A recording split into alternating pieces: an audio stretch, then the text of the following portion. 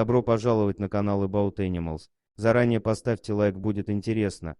Жизненные беды порой сильно тянут нас на дно, и бывает в прямом смысле этого слова. Одним солнечным днем Меган из Таукв кормила свою лошадь в Аделаиде, Австралия, и размышляла о предстоящем обеде. Но какие-то странные звуки заставили Меган бросить свое занятие. Дело было недалеко от реки, и казалось, что звук шел именно от воды. Казалось бы, уплыви оттуда, да и все. Но Меган подошла к берегу и увидела на воде кошку. Бедолага мяукала и не спешила сходить с места, как бы Меган ее не звала. Котенок, малышу на вид было не больше 6 месяцев, упорно не хотел сходить с места, и из Таукв никак не могла понять, почему пока не встала на другое место и не увидела ужасное. Котенок не просто сидел на одном месте, он едва держался на плаву, будучи привязанным к каким-то странным тросам. Меган запаниковала, так как в глазах бедного котенка читалось отчаяние, и было понятно, что долго животное не продержится. Но добраться до него было нелегко, речка была глубокой,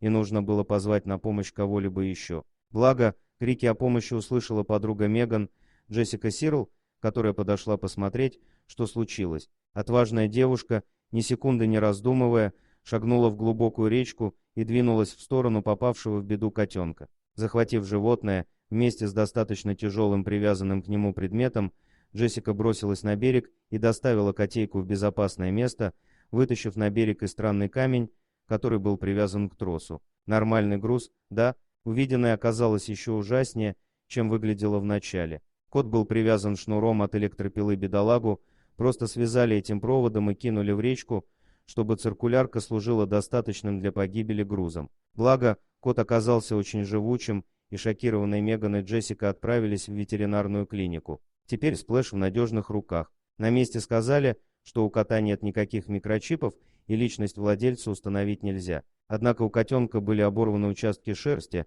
усы и даже ресницы, что определенно наводило на мысли о сумасшествии его хозяина. Местная организация по охране животных пообещала, что проведет расследование в поисках этого человека. А что же с котенком? С ним все хорошо, его теперь зовут Сплэш, он живет у Джессики и блаженно мурчит во сне. Теперь его жизнь в безопасности, никакие животные в человеческом обличии не достанут его. Жизнь маленького пушистого комочка теперь абсолютно светла и безоблачна. Спасибо за просмотр, надеюсь, вам понравилось видео. Пишите комментарии, что думаете по поводу этой истории.